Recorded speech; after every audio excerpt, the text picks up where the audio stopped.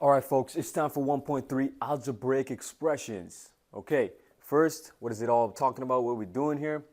This is just using symbols to show patterns. Okay, you did this in grade 6. If you forgot, let me show you how it goes down. Okay, example 1, 3 more than a number.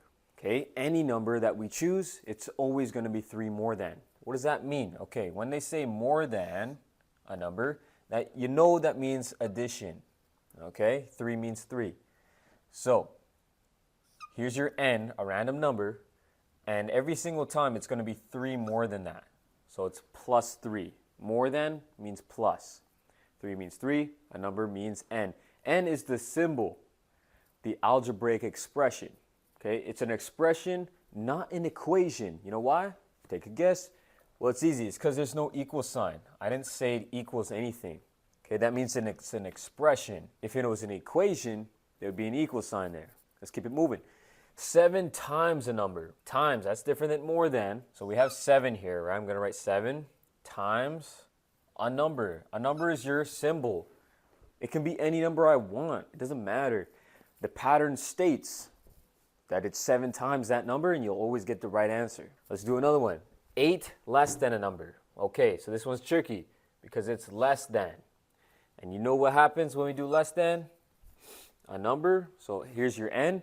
Less than is subtraction, and it's 8. 8 less than a number. Here's 8. It's less than a number. Some kids, they always mess this up. I used to be kids, and they do that. 8 less than a number. Well, actually, you just told me that the n is always less than 8, right? You're going downwards. It's wrong. You got to be careful with that one. All right, let's jump into some more details. Here we have an example of an algebraic expression, something you'll see in your homework. It's got some random stuff in it. Let's break it down. The first one, I'm actually going to start at the bottom here, variable, because that one's probably the easiest. Which one of these would be the variable? Easy. It's the one that varies, the one that changes over time. The one that you could put in whatever you want, right? You can vary its value. X is our variable. The opposite of varying, it's constant.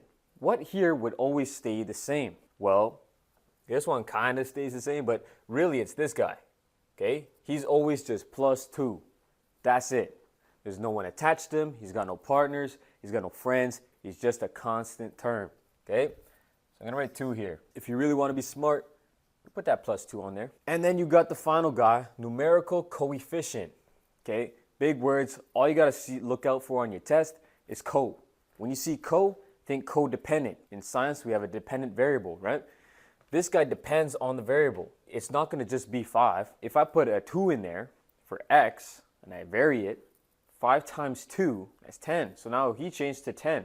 If I make it a 3, 5 times 3 is 15. So his value depends, its coefficient, it cooperates with the variable. Okay, that's how I see that. But you don't write 5x. You don't write that. The numerical coefficient. So we're just looking for the number. So the number beside the variable, the guy's attached, that's numerical coefficient. Just so you know, side note, 5x, if you didn't know, this just means 5 times a number. When the number and the variable is beside each other, that just means multiply. All right, let's keep moving. All right, for this next example, now we have x over 2, like a fraction, and a plus 3.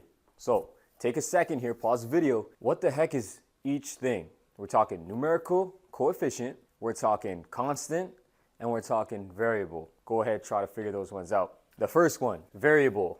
Where's he at? What color was it? It was green, right? My green's faded. Damn, that sucks. V for variable. You can barely see that. Next. What was next? You know it. Good job in the back. Yeah, that's right. Constant term. Well done. He's by himself. He's just constant. Easy. The final guy, you already know that. The numerical coefficient. Looks different from last time because we were multiplying last time. Does anybody know what we're doing here? Exactly. Guy in the front got it this time. Dividing. That's what fractions mean, right? We're dividing here. So let's try to see what happens when we plug in a random value. I'm going to plug in 6. So x equals 6. So remember, x is a variable. It changes its value. It's just a symbol to represent a number. So in this case, I'm going to represent 6. What happens? Well, let's follow here first. 6 divided by 2 gives us 3. I'm gonna write it down here. So that equals 3 now. Bring down the rest of the equation. 3 plus 3, what does that equal? Easy, 6. So when x equals 6, this expression equates to 6. Well done.